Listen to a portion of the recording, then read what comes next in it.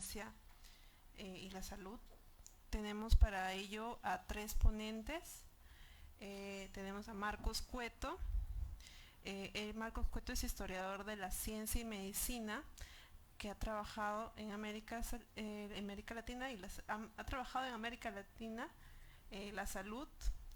Postdoctoral en el programa Ciencia, Tecnología y Sociedad del Massachusetts Institute of Technology, MIT. Ha sido profesor visitante en Princeton, Stanford, el Instituto de Graduados de Ginebra, Nueva York y Shanghái. En 2016, su libro sobre medicina en América Latina con Stephen Palmer recibió un premio de la sección Salud, Ciencia y Tecnología de la Asociación de Estudios Latinoamericanos.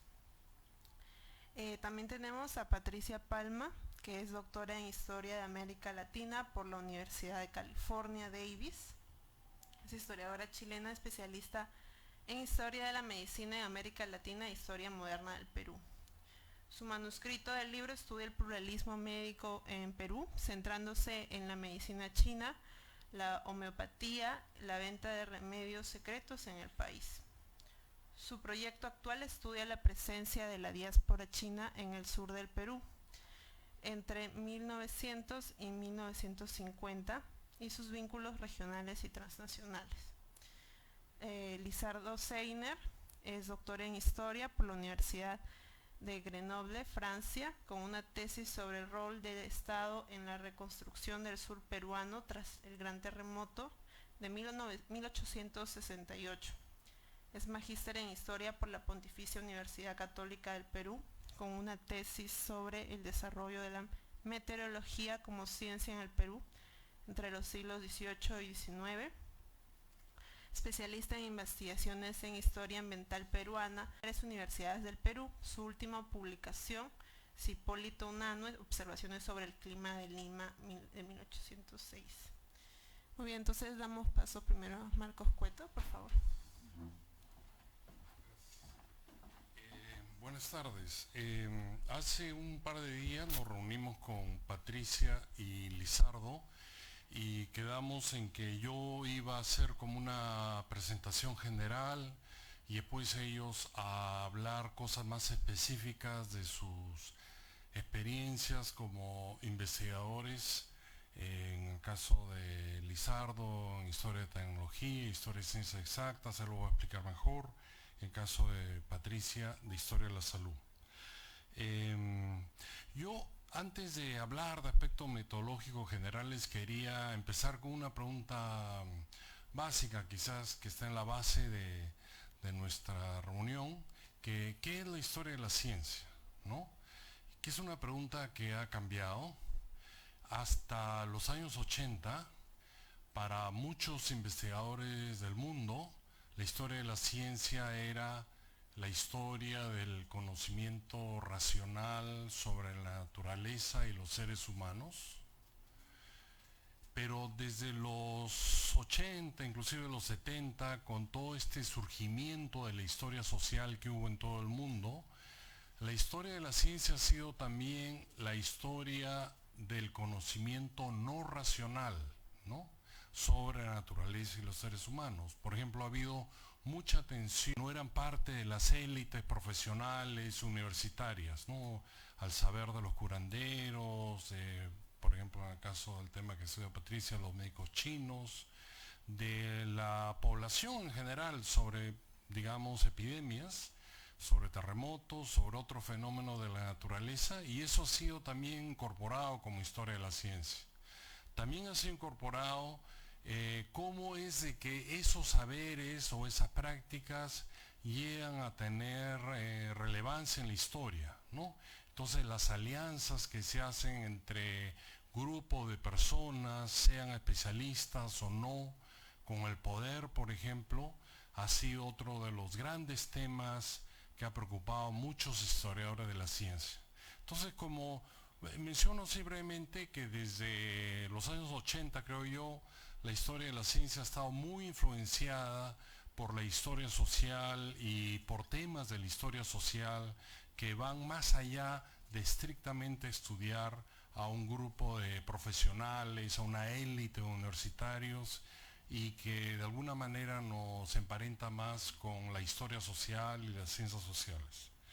Ahora, sobre aspectos generales de metodología, yo diría que el gran reto es encontrar un equilibrio entre los dos componentes principales de un trabajo de historia en general, que son tener un problema relevante y tener fuente.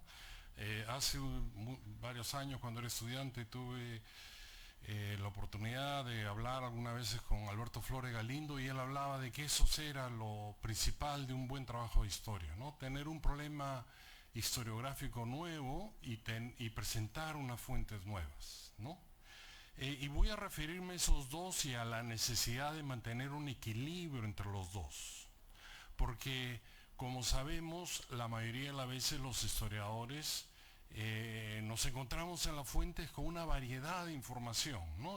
A veces como leer un periódico, que uno encuentra noticias sobre diversos tipos de problemas, y es siempre un acto de autodisciplina el concentrarse en aquellos problemas de que creemos que son los más relevantes o que a lo largo de la investigación vamos identificando como que van a ser el centro de nuestra tesis, ¿no? Y voy a mencionar cuáles son algunos problemas que yo creo que ahora están un poco más en boga en historiadores de ciencia de América Latina, ¿no?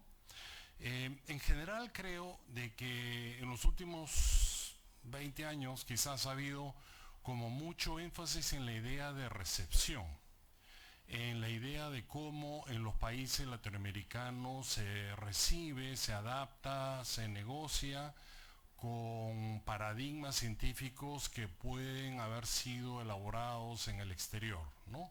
Como la teoría de la evolución, la teoría de la relatividad, ¿no? Que surgen en diferentes momentos en países europeos, y entonces ha habido varios estudios que analizaban la recepción de las ideas de Darwin en un país latinoamericano, o la recepción de la teoría de la relatividad, etcétera, ¿no? Entonces, esa idea de recepción ha sido algo muy visitado y muy recurrente. Ha habido diversas respuestas con respecto a la recepción, algunos, entre los cuales me incluyo, de que veíamos, por ejemplo, la recepción de los programas de la Rockefeller, e insistíamos mucho en que había una imposición algo autoritaria, y otros autores más bien, que como Stephen Palmer, que insiste que hubo más bien un proceso de negociación, inclusive de capacidad de los latinoamericanos de presentar sus propias prioridades en esos programas que venían del exterior, ¿no? Entonces, ese tema de recepción es un tema, yo creo, puntual, importante, que nos puede llevar también a tener un diálogo permanente con historiadores de otros países. Ahora, yo veo por la revista que edito que los temas que más llegan, por ejemplo, en manuscritos, son temas de recepción en diferentes áreas, pero también temas muy sociales, muchos estudios sobre ciencia y raza. Como saben, hubo una teoría médica a comienzos del siglo XX que se llamó la eugenesia y superioridades raciales, y que llevó a una serie de creación de instituciones y de disciplinas y de justificaciones. La palabra puricultorio, por ejemplo, viene en parte de la eugenesia. Carlos Enrique Pasoldán, uno de los primeros profesores de higiene, era un defensor de la eugenesia, y ese ha sido un tema de lo cual llegan constantemente trabajos, y que dentro de lo que yo sé ha sido materia de algunos artículos científicos, pero quizás no los suficientes. El otro tema que llega muy recurrentemente y que me parece interesante y está emparentado con la historia social, es ciencia y género, ¿no? Evidentemente la formación de profesiones científicas o sanitarias o del Estado tiene que ver con el empoderamiento aún mayor o la legitimación de los varones sobre ciertas posiciones del Estado y el abrir posiciones más subordinadas para mujeres, como por ejemplo la enfermería, o consideradas más subordinadas, pero sin embargo muchas veces ellas logran pasar las fronteras que formalmente se les quiere encasillar. Entonces esa tensión de salud y género, ciencia y género ha sido un tema también muy visitado, muy recurrente. También puede ser visto en la atención a las personas, por ejemplo, en la historia del parto, ¿no? La autoridad de ha sido un tema muy visitado.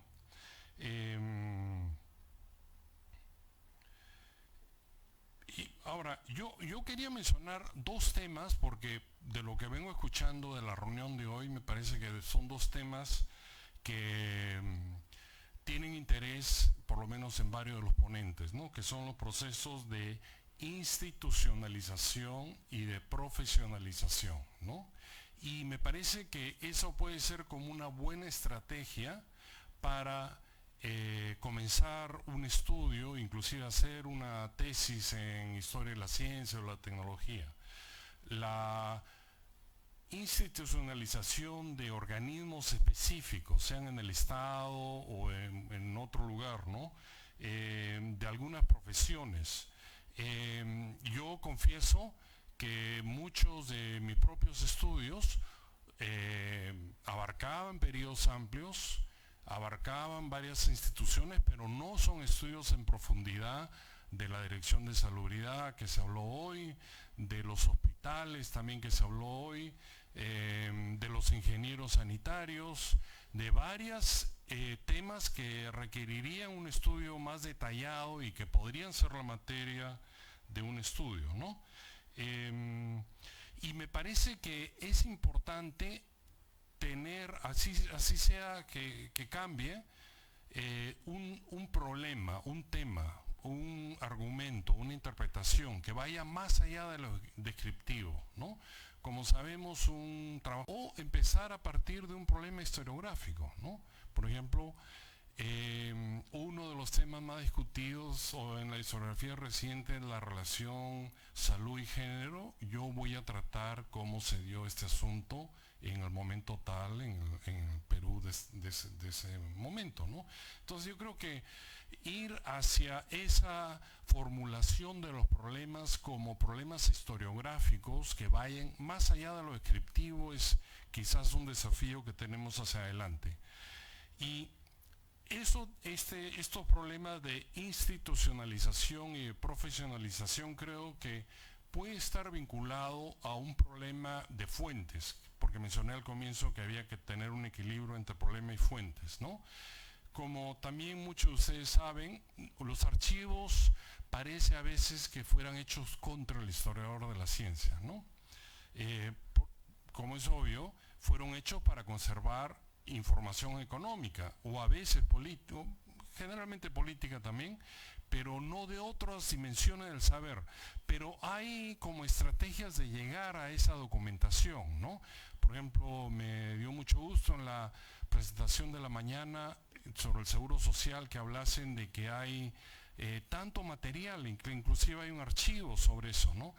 Jorge Locio creo que encontró en el archivo municipal que había materiales sobre las inspecciones sanitarias que hacía la municipalidad, ¿no? Aquí hay un archivo que es extraordinario, me parece, aquí en la UNI, en el Centro de Institucionalización, que es colecciones completas de revistas, ¿no? Hablaba en el intervalo sobre las colecciones que existían, por ejemplo, el Boletín de la Sociedad Geográfica de Lima, que tiene tanta información sobre diversos temas, que ha sido tratado por varios autores, pero yo creo nadie de una manera sistemática, ¿no? Y aquí en el centro de la UNI, el otro día tuve la suerte de visitarlo, varias colecciones de profesiones, de grupos de científicos, en que se podría ser la base de un estudio justamente para ver estos procesos de institucionalización o de profesionalización. Ahora, por supuesto que no puede ser todo. Hay cosas que a veces las fuentes dicen y no dicen, ¿no? Por ejemplo, aprovecho ahora para hacer un comentario, una pregunta que no hice en la mesa anterior, pero me parece que todos estos discursos oficiales también no solo promueven al Estado, sino promueven a un tipo de ciudadano ideal, ¿no? Al ciudadano higiénico que sigue las reglas, que quieren promover estos organismos, pero que indirectamente y a veces directamente, lo que yo recuerdo, critican a los habitantes del Perú que no siguen esas reglas, que son la mayoría, que son la población indígena que está migrando a las ciudades y que no tiene esos hábitos sanitarios, entre comillas, ideales que quieren promover los ciudadanos, los organismos oficiales. Entonces, contribuir a crear un cierto tipo de ciudadanía, y con eso podríamos estar enriqueciendo la historia social, ¿no? Otras estrategias para ver estos temas de historia de la ciencia, además de ver revistas, es ver, por ejemplo, tesis. San Marcos tiene una buena colección de tesis desde el siglo XIX y entiendo que parte de ella digitalizada para el siglo XIX. Otra estrategia es ver, es establecer eventos. Es verdad de que necesitamos una cronología y una línea de tiempo, ¿no? Pero eso no puede ser todo el estudio, ¿no? Tenemos que ir, qué cosa pasaba alrededor del evento, ¿no? Y felizmente hay varios lugares en Lima, la Biblioteca Nacional, etcétera, que tienen colecciones de periódicos o de revistas que van a hablar sobre eventos que tienen relación con la ciencia. Por ejemplo, eso es lo que yo traté de hacer con el libro de epidemias, ¿no? Identifiqué epidemias que duran poco tiempo y todo lo que se hablaba alrededor de esa epidemia, en la iglesia, el curandero, o el registro de curanderos que existían, ¿no? Otros más difíciles, pero yo no los he explotado, los he llegado a ver nada más, es legislación. El registro de patentes que existe en el Perú es casi completo y se remonta a comienzos del siglo XX. Yo creo que casi nada, no conozco, quizás si me corrigen me alegro, personas que han estudiado sistemáticamente las patentes, ¿no? Cómo se escriben las patentes. Eso. Y dos aspectos metodológicos más finales, ¿no? Yo creo que mantener la disciplina, que es un desafío y es difícil, ¿no? Una disciplina en uno o pocos problemas de investigación. El problema es que a veces las fuentes nos llaman a estudiar varias cosas, ¿no? Pero decidirse por uno, así parezca un poco arbitrario o autoritario en nuestra parte el querer analizar solo un aspecto, pero, o sea, por ejemplo, la primera presentación de la mañana, sí, habían varias cosas fascinantes, ¿no? Con género, con alimentación artificial para los niños o no, pero concentrarse de repente en uno solo o en dos requiere una disciplina y podría dar mucho más frutos y ser más más rico y tener una conclusión, ¿no?, más interpretativa, más crítica. Y un último asunto, también general para la historia, yo creo de que a veces tenemos el defecto de creer que tenemos que reunir mucho material o fotocopias o fichas y después que va a llegar un momento ideal de que nadie nos va a fastidiar para escribir, ¿no?, que casi nunca existe. Entonces tratar de empezar a escribir lo antes posible, ¿no?, ir recogiendo material, tener un esquema de los capítulos o de las secciones y así ese esquema varía. Escribir es también una forma de pensar los materiales que vamos recopilando, ¿no? Bueno, gracias. Entonces...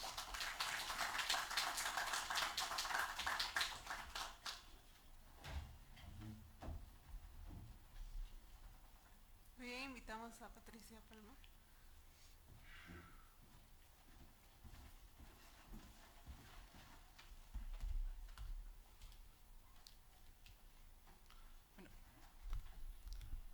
Buenas tardes a todos y a todas. Lo que yo voy a presentar es bien breve y práctico, pensando principalmente en la gente que está acá escribiendo una tesis o iniciando su proyecto de tesis, que yo sé que es la mayoría de los que presentaron hoy, y se refiere un poco a mi experiencia de investigación en los últimos años en la Facultad de Medicina de San Fernando.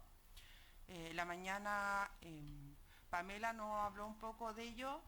Principalmente la gente que ha ido a investigar siempre se centra en el tema de las tesis, pero es un archivo sumamente rico y que lamentablemente se conoce muy poco. Entonces yo lo que quiero un poco es compartir con usted el tipo de documentos que hay allá. Y lo otro sobre archivos digitales. Ya. Primero que nada me gustaría mencionar como algunos desafíos que varios de ustedes han ido mencionando en el transcurso de las ponencias de esta mañana, a lo que nos enfrentamos cuando hacemos investigación. O sea, el primero de ellos, y como les digo, un poco de documento. Ahí lo puse, por ejemplo, lo que es revisar prensa en la Biblioteca Nacional. No sabemos que están documentos que están muy usados, que cuesta un poco leerlo, entonces ahí va a ser importante que de alguna manera busquemos una estrategia de decir, bueno, en el caso de la prensa, donde en otro lugar que podamos revisar quizá el mismo periódico que esté en mejores condiciones. Entonces es uno de los aspectos que me gustaría como destacar. El segundo que nos enfrentamos tiene que ver con la falta de catálogos, y yo ahí puse, por ejemplo, el tema de las causas criminales, que fue un tipo de corpus documental que yo utilicé para mi investigación y que fue muy complicado porque, no sé, algunos que han trabajado, si alguno tiene la experiencia de haber trabajado con causas criminales en el AGN, están solamente por legajos y hay que revisar uno por uno. Entonces, en mi caso, yo me revisé 60 años uno por uno y me tomó bastantes meses, de los cuales de miles de documentos me sirvieron como 10. Pero entonces fue un trabajo bastante hormiguita, pero es una de las cosas que yo lo planteo como un desafío. El tercer punto son, bueno, documentos recientes que no están disponibles para la revisión. Justo ahora conversábamos en el almuerzo con varias investigadoras extranjeras que están acá, cómo a veces es mucho más fácil hacer historia colonial que trabajar los últimos 20 años. Cuando sabemos que los documentos de historia colonial están muy bien preservados, están en el archivo del arzobispado, vemos a República, o si nos movemos al siglo XX, el panorama cambia. Como que los documentos no están. En mi caso, cuando yo quise ir al Ministerio de Salud a ver qué había pasado con esa documentación, en un momento me plantearon de que muchos de los papeles se habían vendido por kilo durante los años 90, entonces que no estaba documentación de los últimos 20 años. Entonces eso es otro de los desafíos que nos enfrentamos. El siguiente tiene que ver con, en algunos casos, altos costos de reproducción. Estoy pensando en algunos archivos privados o incluso en el AGN para quienes trabajamos siglo XIX, donde hay que pagar por fotografías. Entonces eso hace que sea muy difícil como trabajar estos fondos. Y el último, bueno, yo sé que hay muchos y ustedes mencionaron bastante, ustedes están trabajando, ustedes saben más. El tema de documentos en colecciones privadas, y ahí le puse lobby, cómo cuesta que algunas revistas las tienen algunas personas, que para acceder a ella a veces es difícil, especialmente en el caso de varios de los que somos peruanistas y no peruanos, que no somos de acá y nos cuesta bastante conocer las redes para poder llegar a ese tipo de documentos.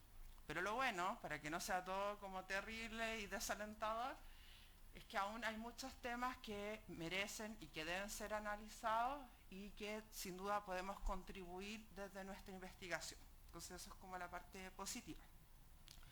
Entonces, yo estaba pensando un poco, como planteaba, mi experiencia como una persona que no reside en Lima, y también estoy pensando en muchos de ustedes, por ejemplo, que trabajan todo el día, que no tienen mucho tiempo para ir al archivo. Entonces, ¿cómo hacemos como mucho más eficiente el poco tiempo que tenemos para ir al archivo para poder desarrollar un proyecto de investigación? Y ahí yo creo que es importante, por ende, tener como ciertas estrategias. La primera de ellas es tener un momento súper claro dónde se encuentran los documentos. Como les decía, el tema de la prensa.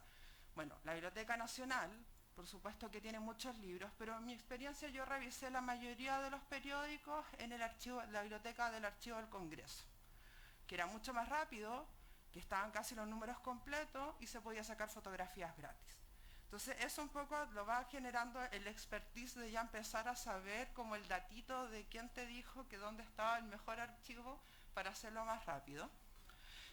Lo otro es conocer el estado de conservación de los documentos, si se pueden tomar fotografías o no, y fotografías gratis, por lo mismo que yo les digo, o sea, si tenemos poco tiempo, de repente ir un par de días, fotografiar lo que más se puede y después poder analizarlo en nuestra propia casa. Y si existen o no existen catálogos, cosas de llegar directamente a revisar cosas en específico, ¿ya? Y ahí un poco, y que se va a vincular con el segundo tema que quiero mencionar, la importancia de los archivos digitales. O sea, si en el caso de ustedes que no tienen de repente tiempo en la semana de poder hacer investigación, bueno, hay mucha documentación que la podrían revisar en su casa el fin de semana.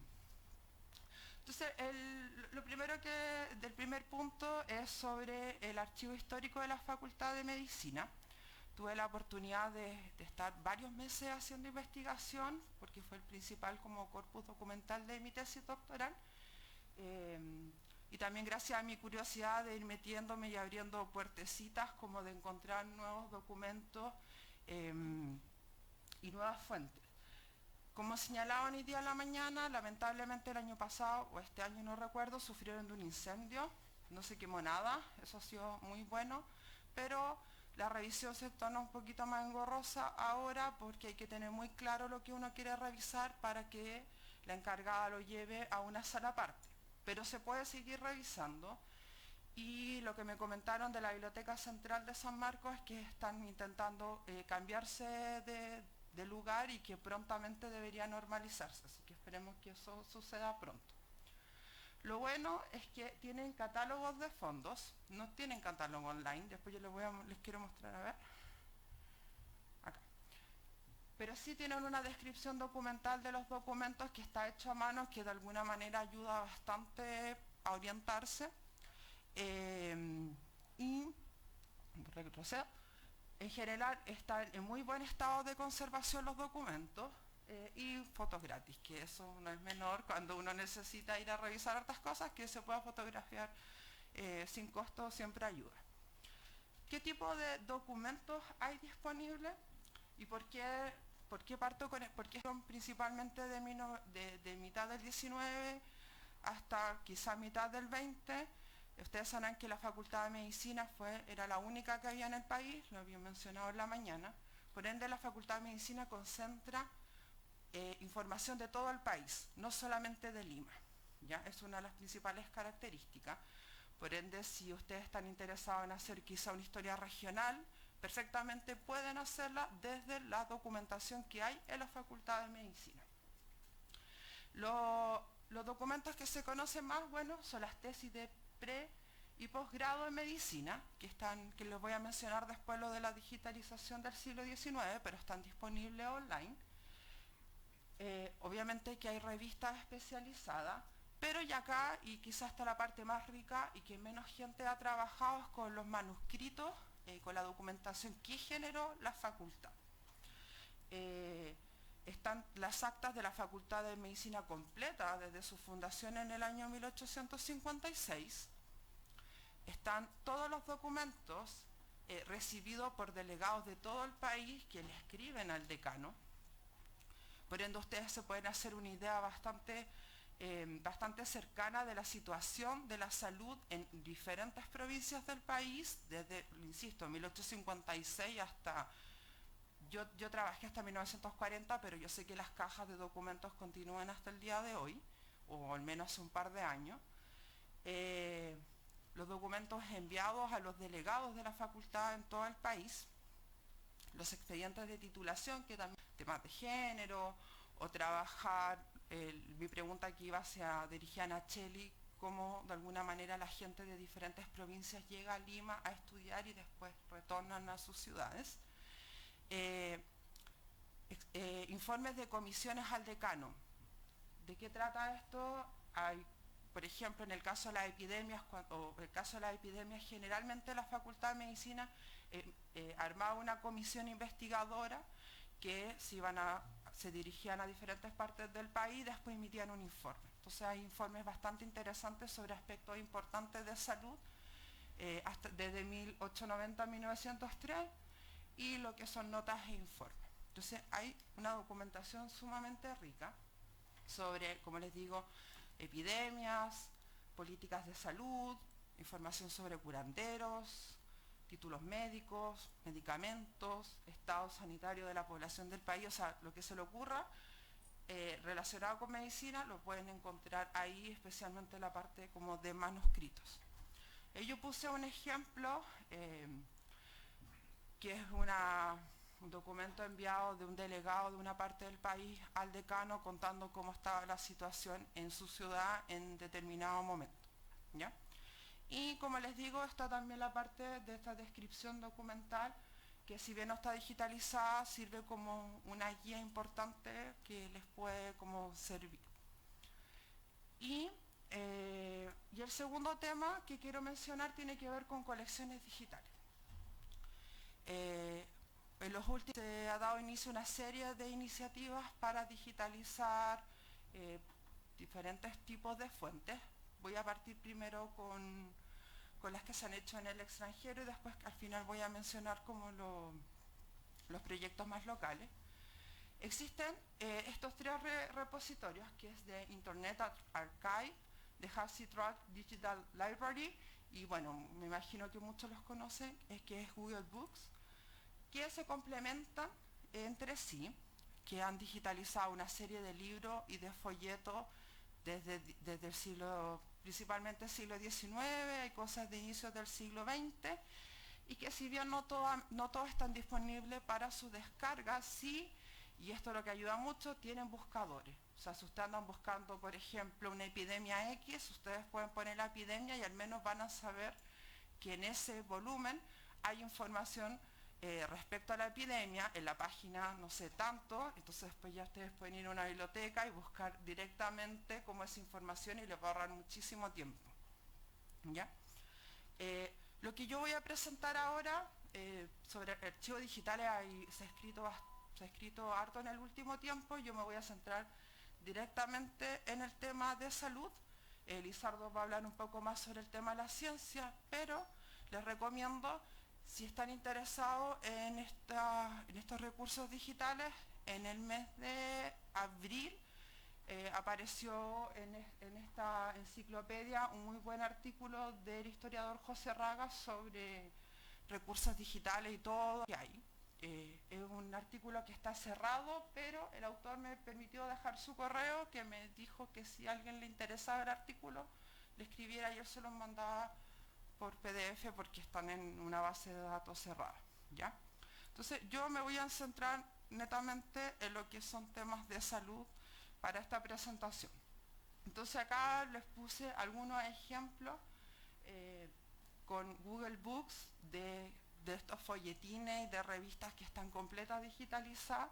Está, por ejemplo, la Gaceta Médica de Lima, que está completa para su descarga del número 1 al 70 del año 56, que es uno de los documentos como más importantes cuando de mitad del siglo XIX. Entonces es cosa de verdad de darse el tiempo y empezar como a buscar, porque hay información importante. El segundo repositorio es HathiTrust. Arriba está la página, bueno, se ve muy bien, es hathitrust.org. Esto es una enciclopedia que tiene muchos documentos digitalizados por Google. Si es de acceso gratuito, solamente que se necesita suscripción para descargarlo en PDF. Vamos a ver acá un poco. Por ejemplo, acá, si su universidad tiene suscripción con ellos, ustedes pueden descargar completo en PDF.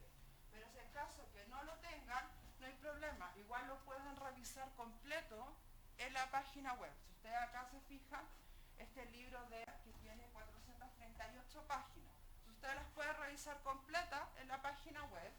Incluso ustedes pueden buscar acá, pueden poner una palabra clave y la pueden buscar. Entonces eso les facilita muchísimo el trabajo de búsqueda de estos documentos. Y bueno, y un poco para terminar sobre el tema de los archivos digitales que yo les quería comentar, este es un proyecto que hoy día en la mañana también lo mencionaron, que es de la British Library, que busca rescatar archivos y documentos que están en peligro de desaparecer, ya sea por condiciones climáticas, de conservación o por culpa del hombre. Culpa del hombre ya vemos desde robo hasta ciertas negligencias que han ido, que sucedió que los archivos que se estén perdiendo. Este programa ha financiado en Perú diversos proyectos para el rescate de fuentes no solamente escritas, sino también visuales y orales. Pueden entrar y ver los diferentes proyectos. Yo lo que quiero mostrarles ahora son 3 ejemplos que me parece bien interesantes. El primero de ellos, que mencionaba, es sobre la recuperación de material histórico de la Universidad de San Marcos, que logró digitalizar más de 26.000 páginas de tesis doctorales de pre-20. Entonces, la mayoría de las tesis de San Marcos en este periodo están completas en este sitio. Acá yo puse un pantallazo, por ejemplo, ahí está, incluso lo pueden buscar por año, lo pueden buscar por el nombre del autor. Y ahí las pueden descargar completas y una muy alta calidad. Y también en el sitio web está en el catálogo de todo lo que han digitalizado en este proyecto. Otro que también les quería presentar, que a mí me interesa particularmente el tema como la historia regional, es la digitalización de diarios regionales, en este caso el periódico El Deber de Arequipa, hay uno entre 1890 y 1962, como mañana nos va a exponer un poco Julio Núñez. La prensa es fundamental para conocer, por ejemplo, temas de publicidad médica, enfermedades. Entonces trabajar prensa es bien importante. Y acá tenemos diarios digitalizados completos de provincia, así que tampoco es una excusa centrarnos solamente en Lima. Hay fuentes digitales para otras partes del país.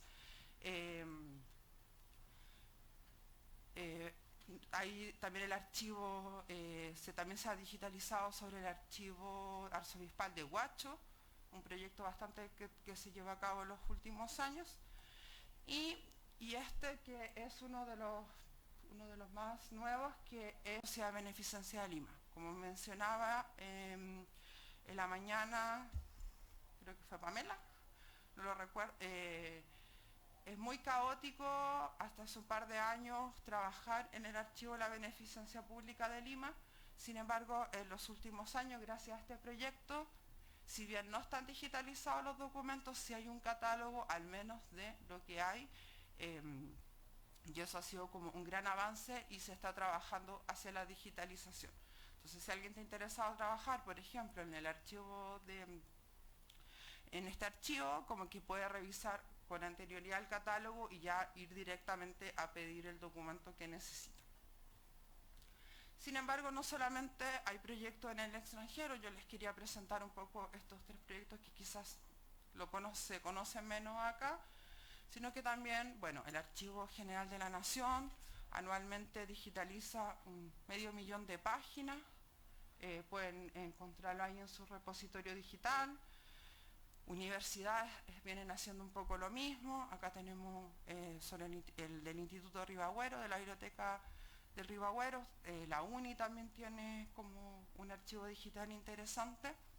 Y la Biblioteca Nacional del Perú. Entonces, vayan, revisen, busquen, porque hay mucha documentación que pueden acceder directamente.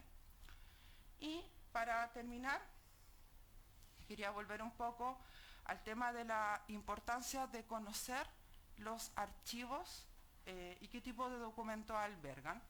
Y a veces nos pasa que no sabemos, porque no puse esta imagen, es intentar contribuir a dar una descripción de qué tipo de documentos hay en cada uno de estos archivos. Y más bien lo que quiero hacer ahora es hacer una invitación a ustedes de que si ustedes están trabajando quizá un archivo y quieren compartir qué tipo de documentos hay con el resto de la comunidad, es más que bienvenido y lo agradecemos mucho, que se comuniquen con nosotros. Podemos crear una notita como esto. Tenemos el de la Organización Mundial de la Salud, lo que ahora tenemos el de salud, lo que hay en la ONU, la UNI también. Así que nada, lo invito a que ustedes de manera generosa contribuyan también y les cuenten al resto de sus compañeros que están haciendo tesis como ustedes, qué tipo de fuentes están trabajando y qué tipo de fuente hay en cada uno de los archivos. Así que bueno, muchísimas gracias.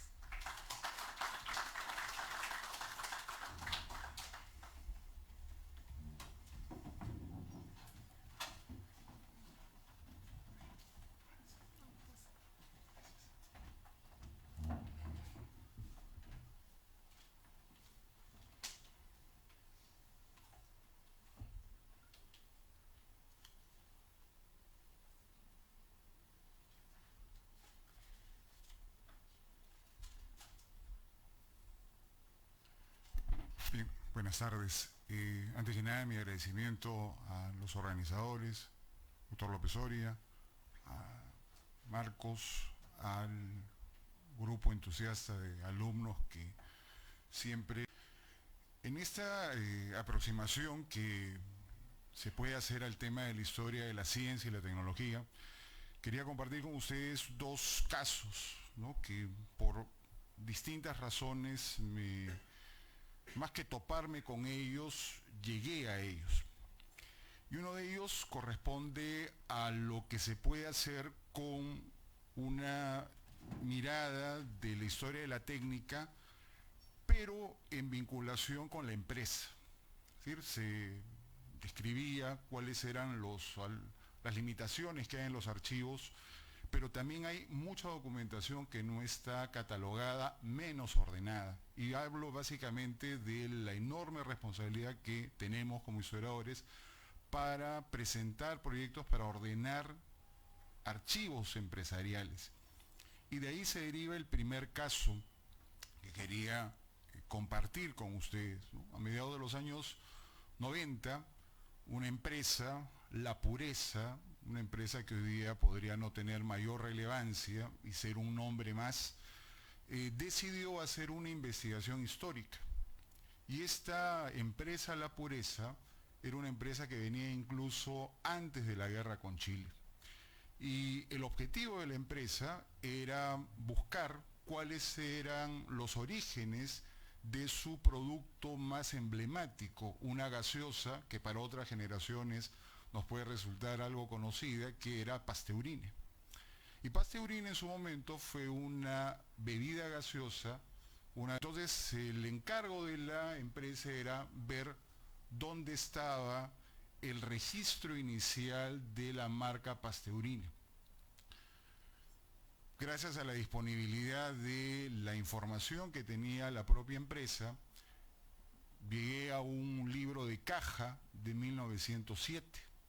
Y ese libro de caja, que no estaba en buenas condiciones, pero en lugares poco adecuados para la conservación, se mencionaba cuáles eran las compras que la empresa tenía. Y hubo 3 compras que me llamaron particularmente la atención. 1, la compra de alfalfa. 2, la compra de mármol. Y 3, la compra de ácido sulfúrico. Por lo tanto, la pregunta que uno se tenía que hacer era, ¿qué hacen esos 3 insumos en una empresa de aguas gaseosas? Lo primero, lo de la alfalfa, correspondía a lo que significaba alimentación para las acémilas que llevaban las carretas que distribuían el producto por toda la ciudad. El problema técnico venía cuando había que establecer qué hacía el mármol y qué hacía el ácido sulfúrico. En esa época, cuando no existía todavía una tecnología capaz de poder inyectar gas carbónico sobre el agua debidamente convertida en jarabe, se hacía a través de un método que todavía trato de indagar en todas sus características, por el cual el ácido sulfúrico entraba en acción sobre el mármol y se generaba una reacción que se almacenaba en una campana y luego esto se llevaba a la botella directamente. Descrito así, hay todavía muchas cosas por explorar, pero mostraba justamente cuáles eran las condiciones de una industria que para todos resulta común, que hoy día puede ser particularmente cuestionada desde los valores de la alimentación responsable, pero para su época las aguas carbonatadas fueron indudablemente una innovación en el consumo. Y estas aguas carbonatadas, que originalmente fueron aguas de soda, ya están presentes, llevadas por farmacéuticos desde mediados del siglo XIX. Y eso aparece en las matrículas de patentes que se hacían localmente. Cada ciudad levantaba una matrícula de patentes donde inscribía a sus distintos fabricantes. Esta empresa se constituyó en 1876, como dije antes de la guerra con Chile, y inicia su expansión. Está asociada a inmigrantes ingleses que llegaron desde Buenos Aires, y su momento importante ocurre a partir de 1891, cuando la primera generación empieza a dar posta a la segunda generación, a la generación de los hijos que ya habían nacido en el Perú. Lo interesante es que esta empresa, La Pureza, a cargo de una familia, la familia Barton, fue la empresa elegida en las gaseosas, Coca-Cola, a partir del año 36. Y una de las razones principales por las cuales Coca-Cola decide que La Pureza, insisto en el término, sea la elegida, es porque desde la década del 20 había iniciado un proceso de fabricación de aguas insospechables. Un nombre que hoy día no utilizaríamos, pero el agua insospechable era el agua que había sido sometida a un proceso de potabilización alto. Es decir, se tenía la certeza de que esa agua gaseosa no, o se hacía, mejor dicho, con un agua de absoluta pureza. Empresa de La Pureza, aguas puras. Pero este resultado fue a su vez la combinación de dos factores. Dos hermanos que combinaron dos habilidades muy distintas, la habilidad empresarial y la habilidad técnica. La habilidad empresarial vino de el que era prácticamente el gran gestor, el gran empresario, Leopoldo Barton. Leopoldo era quien organizó la comercialización, lleva, incluso antiguamente Embotelladora Lima, Leopoldo Barton, viene de ese origen, pero el otro componente era el componente técnico, y el componente técnico está en manos de un famoso bacteriólogo, Alberto Barton. Y Alberto Barton estaba encargado de todo el departamento técnico de la pureza. Por lo tanto, no es extraño que este contexto empresarial, a su vez, incidiendo especialmente en la necesidad de aguas potables e insospechables, especialmente recuerdo una publicidad de La Pureza en la cual se busca combatir el flagelo de la malaria, se busca combatir el flagelo de la fiebre amarilla. Es decir, se buscaba que a través de una bebida, de un agua gaseosa, esto se pudiera neutralizar en la medida de lo posible. Para volver al origen, ¿dónde estaba esta información? En un fondo que está originalmente, hablo de mediados de los años 90, en el archivo intermedio del Archivo General de la Nación. Estamos hablando del local de Manuel Cuadros. Y habían cerca de 20.000 expedientes con marcas de fábrica. Entonces, gracias, como siempre, los historiadores dependemos de esa generosidad de los archiveros. Sin ellos probablemente nos perderíamos mucho perderíamos muchas horas de búsqueda. Los archiveros son grandes aliados del trabajo del historiador y creo que todavía no son debidamente reconocidos. Hay toda una necesidad de rescatar el valor del archivo y que no esté asociado, como suele hacerse en el mundo burocrático del Estado, que el archivo sea el lugar donde se va a cumplir un castigo, se va a cumplir especialmente en la administración pública. Archivo es sinónimo de penalización. Yo creo que eso nos revela mucho algunas características que creo deberían ser remontadas. El otro día en Estados Unidos era el fundamento de la democracia americana.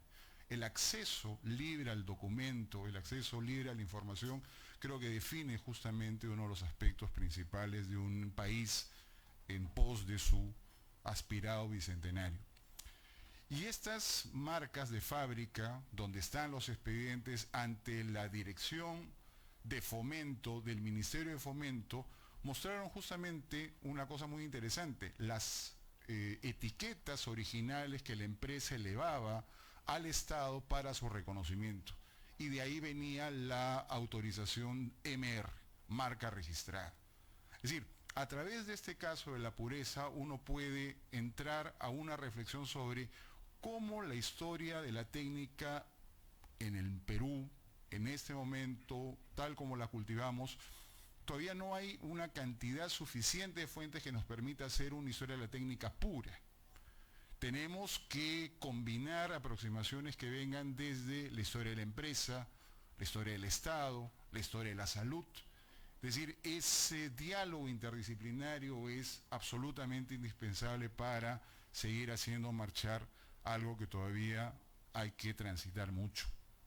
El segundo caso que quería compartir con ustedes era el caso de un tema también vinculado al agua, pero que partió de una experiencia o de una iniciativa que luego devino en experiencia muy importante y muy aleccionadora con alumnos universitarios, pero alumnos de ingeniería. Es decir, es su saber. Y en esa medida o en esa vinculación con ello, me inspiré originalmente en lo que en el Centro Historia Uni se hizo desde los años 90. Es decir, que haya un espacio en el cual se puede evaluar la evolución de un saber para alumnos que normalmente los asuntos de densidad histórica suelen ser menores, tienen sus razones, pero era mostrarles la potencialidad de ver problemas técnicos en el pasado. Y el objetivo fue echarnos a buscar qué información había sobre el agua, la disponibilidad del agua en un puerto peruano a fines del siglo XIX, que era Iquique. Y la investigación sobre Iquique los llevó en conjunto a descubrir un problema técnico que nos abrió muchos espacios de diálogo, que fue el problema de las máquinas desalinizadores. El problema técnico era cómo se habían instalado estas máquinas en Iquique desde un momento tan temprano como 1840.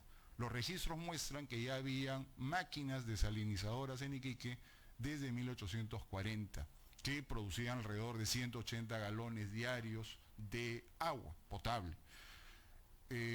No llegamos a saber qué calidad tenía el agua, probablemente tenía algún resabio, creaba las condiciones básicas para la sostenibilidad de la vida. Y ya que Iquique en ese momento se iba perfilando como un puerto importante a efectos de ser el lugar natural para la exportación del salitre, y también muy indicativo porque pasa de ser puerto menor a puerto mayor en la década de 1850. Entonces, convertir a un espacio en puerto mayor implicaba también una modernización urbana. Y efectivamente, Iquique va logrando la construcción de un teatro, empieza a instalar, por ejemplo, cañerías, pero cañerías abastecidas por agua potable, cosa que en ese entonces en el Perú resultaba difícil también de encontrar. La potabilización del agua no era un recurso abundante a mediados del siglo XIX. Este problema con los alumnos de ingeniería nos llevó a primero plantearnos cuál era el problema de la temprana transferencia de tecnología hacia el Perú, hacia un lugar de la periferia dentro de esta conceptualización de la globalización. Y muchas preguntas se formularon y muchas preguntas quedaron sin resolver, especialmente por carencia de fuentes. Pero una de las cosas más aleccionadoras fue cuando, al no tener una imagen exacta del tipo de máquina que funcionó en Iquique, ellos propusieron estudiar algún tipo de una búsqueda en el registro de patentes de Estados Unidos. Y encontraron máquinas desalinizadoras que se instalaban en los barcos de la Armada Americana desde la década de 1830. Y encontraron una máquina que se describió en las reuniones que tuvimos y que fue muy interesante porque empezaron a hacer una descripción puntual de cada uno de los elementos de la máquina. Por lo tanto, ese solo ejercicio mostraba cómo la racionalidad del ingeniero en formación enriquecía la perspectiva del historiador. Uno decidió ampliar la gama geográfica, la línea de tiempo, y ellos profundizando puntualmente en el funcionamiento de la máquina. Al final lograron hacer un escrito, estaba programado como paper, todavía hay la posibilidad de publicarlo en algún momento, pero debo compartir o quiero compartir con ustedes el valor de esas experiencias en las cuales pedagógicamente se puede combinar la perspectiva de la historia con la racionalidad que tanto Marcos ha planteado de lo que significa plantearse un problema, buscar las fuentes, pero también en algunos casos combinarla con la racionalidad del ingeniero. Eso creo que todavía es un punto por explorar, es punto de partida para muchas iniciativas en las cuales podamos hacer equipos de investigación interdisciplinarios, historiadores con media institución. La línea de la asociación es, creo yo, una de las vías que probablemente nos den más satisfacciones, evidentemente más allá de las aproximaciones que como historiadores podamos hacer. Pero ese punto de enriquecimiento que lo da la otra racionalidad, creo que enriquece enormemente esta perspectiva. En suma, era lo que quería compartir con ustedes. Muchísimas gracias.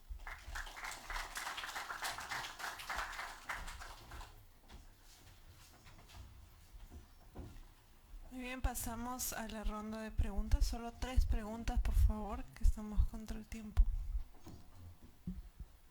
Buenas tardes para los ponentes. Mi pregunta iba para Marcos.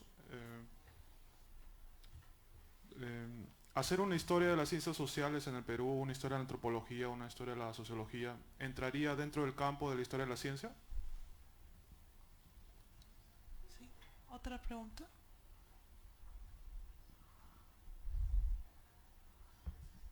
Por ejemplo, en temas de divulgación científica o comunicación de la ciencia, también se puede abrir un poco el panorama de los archivos a, por ejemplo, espectáculos de ciencia o a noticias, ¿no? Tal vez no necesariamente están los archivos porque los divulgadores no siempre eran considerados como científicos o en tesis, ¿no? Entonces también no sé si en Perú se han encontrado con alguna de estas experiencias. Una última pregunta. Buenas tardes. Es para los tres, más que todo es para saber, he escuchado mucho sobre el archivo del Ministerio de Fomento, no sé si tienen alguna información. Bueno, dentro del Ministerio de Trabajo hay una sección que se llama Archivo del Ministerio de Fomento y está una gran cantidad de data, ¿no? Y también sobre lo que son las relaciones que tienen muchas veces los científicos peruanos con otras metrópolis como puede ser Francia, España o Brasil, ¿no? Que tienen un poco más avanzada su ciencia. Muchas gracias por sus preguntas. Pueden empezar a contestar.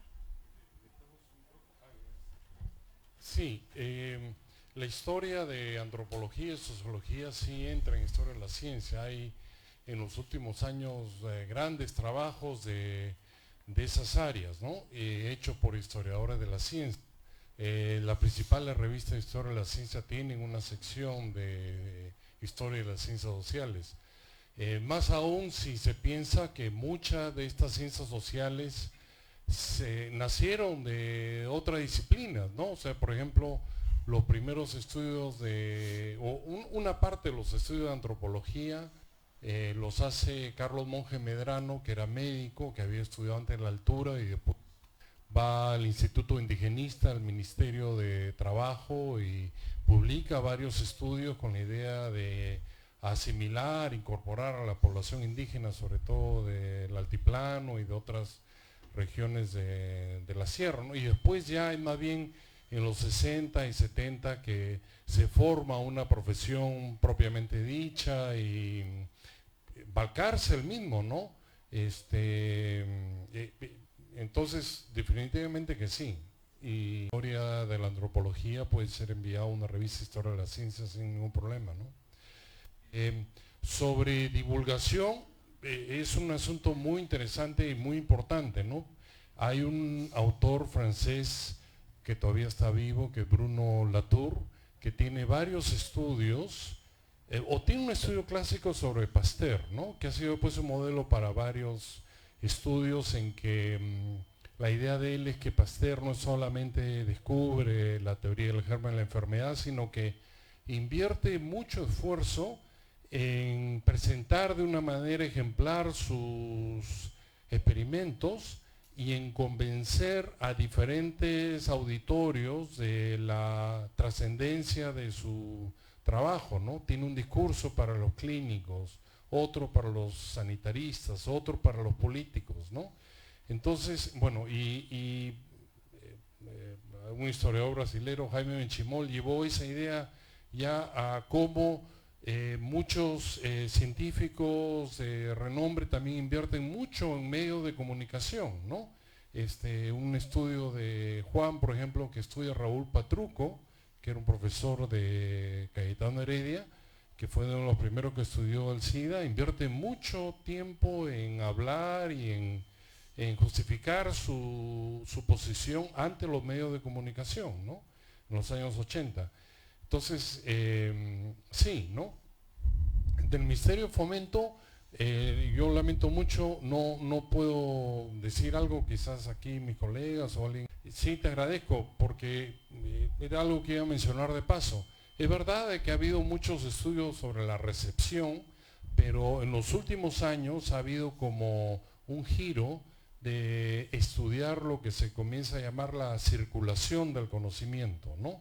La formación de redes internacionales, a veces asimétricas porque participan investigadores o personas de países en desarrollo como el Perú, pero también otras figuras prominentes y donde se recrea estas relaciones de asimetría, ¿no? Y donde se forma el conocimiento, donde se forman algunas prácticas que se vuelven universales y se forma una jerarquía, ¿no? Como sabemos, la ciencia no es una democracia, sino es como una pirámide y las posiciones más altas son creadas por prácticas y negociaciones entre sus miembros, y a veces hay miembros de que estamos como en la base de esa pirámide en países en desarrollo que aceptamos esa jerarquía. Entonces, esa idea de circulación de redes internacionales es otra idea que en los últimos años está llamando mucho la atención, ¿no? Bueno, muy breve sobre del Ministerio de Fomento, no lo he revisado, también he revisado las cosas del Ministerio que están en el AGN, pero no sabía de que se podía revisar aparte, así que lamentablemente no puedo ayudarte al respecto. Y sobre el tema de los divulgadores, un poco siguiendo lo que plantea Marcos, por lo menos lo que yo he visto a inicios de siglo es que mucho en revistas generales, entonces por eso también es tan importante estos proyectos de digitalización de revistas, de magazines generales, y que tienen muy buenas, por ejemplo, fotografías, revistas como Prisma, Variedades, donde hay proyectos sanitarios, proyectos de construcción de ciudades obreras, donde uno puede ver fotos que están en muy buena calidad. Recientemente me reuní con el director de la Biblioteca Central de San Marcos y me comentó que tenían un proyecto para digitalizar Prisma durante este año. Entonces hay un proyecto, bueno, acabo de ver como que Pablo Drinot comentó que también está digitalizado el diario La Protesta, que son de movimiento obrero y de trabajador. Entonces hay como hay un deseo y hay un esfuerzo de varias archivos y bibliotecas de digitalizar estas revistas generales que a veces los historiadores que trabajamos salud no las consideramos mucho, pues nos vamos a de revistas médicas o revistas de ciencia, pero que tienen información sumamente relevante de estos divulgadores como planteas tú. En relación al primer punto, qué tipo de historia pueden haber, están efectivamente las historias de las ciencias sociales, pero también se puede profundizar en historias específicas dentro de una disciplina, una historia de la meteorología, una historia de la sismología, considerando que hay que ser muy cauto al momento de trasladar las categorías al pasado. Eso es una prevención importante porque justamente parte del saber histórico. Entonces se puede partir de una idea muy contemporánea, pero no necesariamente encontrarla en su dimensión exacta en el pasado. Ese es el enriquecimiento que otorga la perspectiva del pasado. En cuanto a divulgación, pensaba, por ejemplo, revisando uno de estos días Kipu, me encontré con un artículo escrito sobre el tema Brady en los fines de los años 70. Brady fue un famoso científico americano que pronosticó la ocurrencia de 3 sismos devastadores en Lima que nunca se produjo. ¿Y por qué lo traigo a colación? Porque fue la ciencia peruana, especialmente los científicos del Instituto de Geofísico, quienes hicieron una lucha intensa tratando de neutralizar los efectos que traía esta teoría sostenida de manera incorrecta. Sin embargo, uno de los puntos de ese artículo decía, es la primera vez que había un problema de ese tipo. ¿Y qué es lo interesante? 100 años atrás, en 1869, un divulgador científico pronosticaba que el Perú iba a recibir un terremoto semejante al que lo había afectado en 1868, Falpo. Y fueron los profesores de ciencia de San Marcos, especialmente Veraún, los que publican en periódicos y una serie de folletos información tratando de neutralizar y de dejar sin efecto el pronóstico, que lo histórico siempre va a dar luces en ese sentido. Y finalmente, en relación a la disponibilidad de fuentes, así como Patricia mencionaba la enorme potencialidad que dan estos repositorios, no perder de vista también lo que ofrecen las bibliotecas. Y hablo especialmente del caso de la Biblioteca Nacional de Francia, Gálica, es el soporte virtual. Y ahí es donde uno encuentra información antiquísima, publicaciones periódicas, y el solo, por decirlo de alguna manera, hojear los catálogos abre también temas de investigación. La investigación parte de la curiosidad, y esa curiosidad, mientras esté viva, yo creo que siempre va a dar opción, con la racionalidad que decía Marcos, un objetivo y viable si es que hay disponibilidad de fuentes. Muchas gracias a los ponentes, por favor, fuertes aplausos. Vamos a pasar a la premiación del concurso de tesis.